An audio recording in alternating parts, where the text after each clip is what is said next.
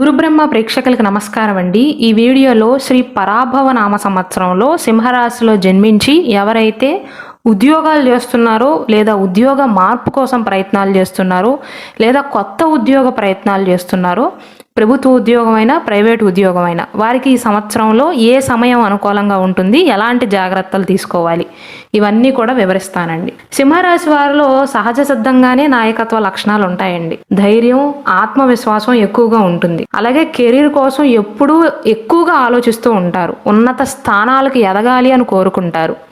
అయితే ప్రస్తుత గ్రహచారాల ప్రకారం ఈ 2026 సంవత్సరంలో అష్టమ శని జరుగుతుంది సింహరాశిలో జన్మించిన వారికి. అంటే శని 8వ ఇంట్లో సంచరిస్తున్నాడు, మీనరాశిలో ఉన్నాడు. కాబట్టి కంప్లీట్గా నెగిటివ్గా ఉంటుంది అని కాదు, కానీ ఒక 40% అయితే కెరీర్ పరంగా, అంటే ఉద్యోగాల పరంగా, ఉద్యోగ ప్రయత్నాలు చేస్తున్న వారికి కావచ్చు, ఉద్యోగం చేస్తున్న వారికి కావచ్చు, కొన్ని ఆటంకాలు ఉంటాయండి. మీలో కాన్ఫిడెన్స్ జనరల్గానే ఉంటుంది. కాకపోతే ఈ సమయంలో ఏమవుతుందంటే రాహు 7వ ఇంట్లో, కేతువేమో మీ జన్మంలో ఉన్నారు. దానివల్ల తెలియని భయం ఉంటుంది, తెలియని ఒత్తిడి ఉంటుంది. భవిష్యత్తులో ఒకవేళ నా ఉద్యోగం పోతే అంటే ఇలాంటి ఆలోచనలు అనేవి ఎక్కువ అవుతాయన్నమాట. కాబట్టి ఈ సమయంలో మీరు భయపడవద్దు. గుర్తింపు వెంటనే రావటం లేదు అనేటువంటి భావన కలగవచ్చు సింహరాశి వారిలో. దానికి గల కారణం అష్టమ శని జరగటం అండి. అయితే గురుగ్రహ బలం అనేది ఉందండి. డిసెంబర్ 2026 వరకు కేతువు మీ రాశిలో ఉండటం వల్ల కొంచెం మానసికంగా గందరగోళంగా అనిపిస్తుంది. అంటే ఏదైనా డెసిషన్ తీసుకోవాల్సి వచ్చినప్పుడు ఇది నేను చేయవలసింది అని నిర్ణయించుకోలేకపోతారు. కొంచెం గందరగోళంగా ఉంటుందన్నమాట. కానీ డిసెంబర్లో రాహు 6వ ఇంట్లోకి మారతాడు కాబట్టి 7వ ఇంట్లో నుండి 6వ ఇంట్లోకి వెళ్తాడు రెట్రోగ్రేడ్లో. దానివల్ల కెరీర్ పరంగా ఒక పెద్ద మలుపు వచ్చే అవకాశం ఉంటుంది. అంటే మంచి ఉద్యోగం రావటం కానీ ఈ సంవత్సరం డిసెంబర్ మాసంలో, ఈ ముందు రాదా అంటే రాదు అని కాదు, ఎక్కువగా ఛాన్సెస్ అనేవి డిసెంబర్లో ఉన్నాయండి. కెరీర్ పరంగా ఏదో ఒక రకంగా మీకు మంచి మేలు జరగటం జరుగుతుంది రాహుకేతువుల యొక్క మార్పు సమయంలో. అయితే 2026 సంవత్సరం జూన్ 2వ తారీఖు వరకు మీకు గురుబలం ఉంది. కాబట్టి అష్టమ శని ఉన్నా, రాహు 7వ ఇంట్లో ఉన్నా, కేతు జన్మంలో ఉన్నా మీరంతా భయపడవలసినటువంటి అవసరం లేదు. ఎందుకంటే సింహరాశి వారికి గురుబలం తోడుగా ఉంటుంది. జూన్ 2వ తారీఖు వరకు గురువు లాభస్థానంలో ఉంటాడు. దానివల్ల ప్రభుత్వ ఉద్యోగ ప్రయత్నాలు చేస్తున్న వారికి, ఉన్నత విద్య కోసం విదేశాలకు వెళ్ళాలి అనుకుంటున్న వారికి కూడా అనుకూలంగా ఉంటుంది. అష్టమ శని వల్ల చిన్న చిన్న ఆటంకాలు ఉన్నప్పటికీ కూడా గురువు మిమ్మల్ని కాపాడతాడండి. ఇక ఉద్యోగ ప్రయత్నాలు చేస్తున్న వారికి ఎలా ఉండబోతుందంటే, గవర్నమెంట్ జాబ్ కోసం ఎవరైతే ప్రిపేర్ అవుతున్నారో, యూపీఎస్సి అంటే సివిల్ ఎగ్జామ్స్ కానీ, గ్రూప్ ఎగ్జామ్స్కి కానీ, గవర్నమెంట్ టీచర్కి సంబంధించినటువంటి ఉద్యోగాల కోసం కానీ, ఎటువంటి గవర్నమెంట్ ఉద్యోగాల కోసం సింహరాశి వారు ప్రయత్నాలు చేస్తున్నా ఈ సమయం అనేది చాలా కీలకం అని చెప్పవచ్చు. అంటే 2026 సంవత్సరం జూన్ 2వ తారీఖు లోపు మాత్రం గవర్నమెంట్ ఉద్యోగాలకు సంబంధించినటువంటి ఏవైనా నోటిఫికేషన్స్ వస్తే వాటిని సరిగ్గా సద్వినియోగం చేసుకోండి. అయితే నేను ఇంతకుముందు చెప్పినట్లుగా సింహరాశి వారికి కాస్త గందరగోళంగా ఉంటుంది. దానివల్ల పరీక్షల్లో బాగా రాసినప్పటికీ కూడా చిన్న చిన్న పొరపాట్లు చేసే అవకాశాలు ఉంటాయి. కాబట్టి ఆ పొరపాట్లు జరగకుండా కాన్ఫిడెంట్గా రాసే ప్రయత్నాలు చేయండి. ప్రభుత్వ ఉద్యోగ ప్రయత్నాలు చేస్తున్న వారికి మాత్రం జూన్ 2వ తారీఖు లోపు అనుకూలమైనటువంటి గోచారంగా చెప్పవచ్చు. ఇక ఎవరైతే ప్రైవేటు ఉద్యోగ ప్రయత్నాలు చేస్తున్నారో లేదా సాఫ్ట్వేర్ ఉద్యోగ ప్రయత్నాలు చేస్తున్నారో వీరికి జూన్ లోపు మంచి ఆఫర్లు వచ్చే అవకాశాలు ఉంటాయండి. కాకపోతే ఎక్కువగా కష్టపడాలి, అది మాత్రం మీరు గుర్తుంచుకోవాలి. శని కాస్త ఒత్తిడిని కలిగిస్తాడనమాట. భవిష్యత్తు గురించి బెంగను పెంచుతాడు మీలో. వాటిని ఆలోచిస్తూ కూర్చోకుండా, ముందుగా భయపడకుండా, భవిష్యత్తులో ఏమైనా జరగని, ప్రస్తుతం నేనైతే కష్టపడతాను, కష్టపడితే ఖచ్చితంగా ఉద్యోగం వస్తుంది అనే దాని మీద నుంచోండి.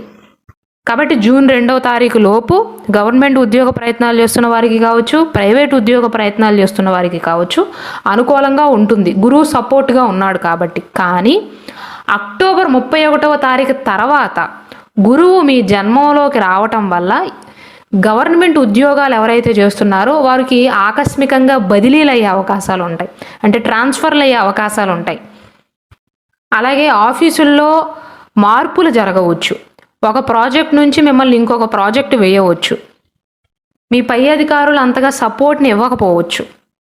జూన్ 2 నుండి అక్టోబర్ 31వ తారీఖు వరకు మిశ్రమంగా ఉంటుందండి. జూన్ 2వ తారీఖు ముందు అనుకూలంగా ఉంటుంది. మళ్ళీ అక్టోబర్ 31వ తారీఖు తర్వాత ఆకస్మికంగా ట్రాన్స్ఫర్లు అవ్వటం కానీ, ఏదో ఒక మార్పులు చేర్పులు జరగటం కానీ, మీరు అడ్జస్ట్మెంట్స్ చేసుకోవాల్సి రావటం కానీ జరగవచ్చు.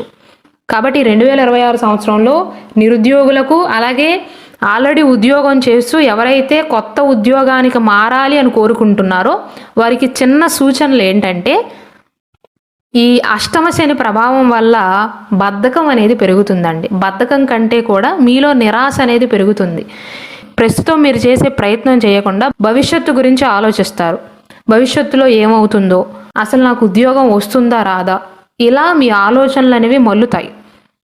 కాబట్టి ఈ సమయంలో వాటి వేటిని కూడా ఆలోచించకుండా క్రమశిక్షణతో నిరంతరంగా ప్రయత్నిస్తే ఖచ్చితంగా విజయాన్ని సాధిస్తారు. అంటే చాలామంది ఎలా నమ్ముతారంటే, అష్టమ శని సమయంలో నేను ఎంత ప్రయత్నించినా ఉద్యోగాలు రావు, నేను ఎంత ప్రయత్నించినా సరే నాకు మంచి ర్యాంక్ రాదు, ఇలా ఆలోచిస్తారు. అదేమీ కాదండి. అష్టమ శనిలో కొద్దిగా ఆటంకాలు ఉంటాయి అంతే, కొంచెం ఎక్కువగా కష్టపడవలసి వస్తుంది అంతే. అంతే తప్ప శనేవి చెడ్డగ్రహం అయితే కాదండి. మిమ్మల్ని క్రమశిక్షణలో పెట్టడానికి మాత్రమే ప్రయత్నిస్తాడు. శనికి కష్టపడేవారంటే ఇష్టం. మీరు కష్టపడ్డారనుకోండి, ఖచ్చితంగా మీరు అనుకున్న ఉద్యోగాన్ని, మీరు అనుకున్నటువంటి మార్కులను సంపాదించగలుగుతారు. అలాగే గతంలో నేర్చుకున్నటువంటి కోర్సులను పట్టుకునే వేలాడకుండా ప్రస్తుతం మార్కెట్లో ఏవైతే డిమాండ్గా ఉన్నాయో కొత్త టెక్నాలజీలను కానీ స్కిల్స్ని నేర్చుకోవడం ద్వారా ఉద్యోగ అవకాశాలు అనేవి మెరుగుపడతాయి. జూన్ 2వ తారీఖు లోపు సింహరాశిలో జన్మించినటువంటి వారు గట్టిగా ప్రయత్నాలు చేయాలి. ఒక సింహం ఎప్పుడూ కూడా తన శక్తిని కోల్పోదు. అలాగే సింహరాశిలో జన్మించినటువంటి మీరు కూడా మీ సామర్థ్యాన్నే నమ్ముకోండి. ఎటువంటి సవాళ్ళనైనా సరే ఎదుర్కోవడానికి సిద్ధంగా ఉండండి.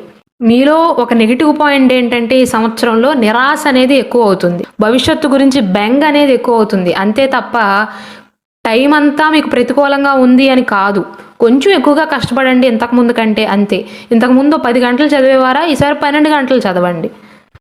అంతే తప్ప నెగిటివ్గా ఉంటుంది అని మాత్రం మీరు ఆలోచించవద్దు. ఇక పరిహారాల విషయానికి వస్తే, మీలో ధైర్యం పెరగటానికి, ఆత్మవిశ్వాసం పెరగటానికి, జ్ఞాపక శక్తి పెరగటానికి ప్రతిరోజు సూర్యునికి అర్ఘ్యాన్ని సమర్పించండి. వీలైతే ప్రతిరోజు ఆదిత్య హృదయాన్ని పఠించండి. ఒకవేళ మీకు ఆటంకాలు ఎక్కువగా వస్తున్నట్లయితే ప్రతి శనివారం నాడు శివాలయంలో నువ్వుల నూనెతో దీపాన్ని వెలిగించండి. ఒకవేళ ప్రతి శనివారం వెలిగించలేనప్పటికీ కూడా మీకు కుదిరిన శనివారాలు భక్తి శ్రద్ధలతో శివాలయంలో నువ్వుల నూనెతో దీపాన్ని వెలిగించటం వల్ల అష్టమ శని యొక్క ప్రభావం అనేది తగ్గుతుంది. ఒకవేళ చుట్టూ మీకు గోల ఎక్కువ అవుతున్నట్లయితే కరుంగలి మాలను ధరించండి. అలాగే జీవితాంతం మీ జాతకానికి సంబంధించినటువంటి రత్నాన్ని ధరించవచ్చు. చాలామంది అనుకుంటారు సింహరాశిలో జన్మించిన వారందరికీ కూడా ఒకే రత్నం సెట్ అవుతుంది అని. అలా కాదండి. సింహరాశికి అధిపతి సూర్యుడు కాబట్టి జనరలైజ్డ్ ప్రెడిక్షన్స్లో మేము రూబీ అని చెప్తాం, అంటే కెంపుని ధరించమని చెప్తాం. ఒకవేళ మీ date of birth, time of birth మీకు కరెక్ట్గా తెలుసు అనుకోండి, బర్త్ డీటెయిల్స్ అనేది మీకు కరెక్ట్గా తెలిసినట్లయితే మీ పర్సనల్ జాతక చక్రం ప్రకారం, అంటే సింహరాశిలో జన్మించిన వారందరికీ కూడా ఒకే రకమైనటువంటి జాతకం ఉంటుంది అని కాదు. మీరు ఎప్పుడైనా చూసినట్లయితే ఇద్దరు సింహరాశిలో జన్మించినప్పటికీ కూడా ఒకరు ఒక ఏజ్లో సెటిల్ అవుతారు, ఇంకొకరు ఇంకొక ఏజ్లో సెటిల్ అవుతారు. అంటే వీరిద్దరి పర్సనల్ లగ్న కుండలు అనేవి డిఫరెంట్గా ఉంటాయి, వారు జన్మించినటువంటి టైం బట్టి, డేట్ ఆఫ్ బర్త్ బట్టి. కాబట్టి మీ బర్త్ డీటెయిల్స్ కనుక తెలిసినట్లయితే మీ లగ్న కుండలి ప్రకారమే, కేవలం రాశి బట్టే కాకుండా మీ లగ్న కుండలి ప్రకారం ఏ గ్రహం బలపడితే మీకు అనుకూలంగా ఉంటుందో, అదృష్టం వరిస్తుందో, ఎన్ని క్యారెట్లు ధరించాలి, ఏ వేలుకు ధరించాలి, వీటిని చూసుకుని జీవితాంతం ధరిస్తారు. కాబట్టి మంచి జాతక రత్నాన్ని ధరించటం వల్ల జీవితంలో ఆటంకాలు అనేవి తగ్గుతాయి.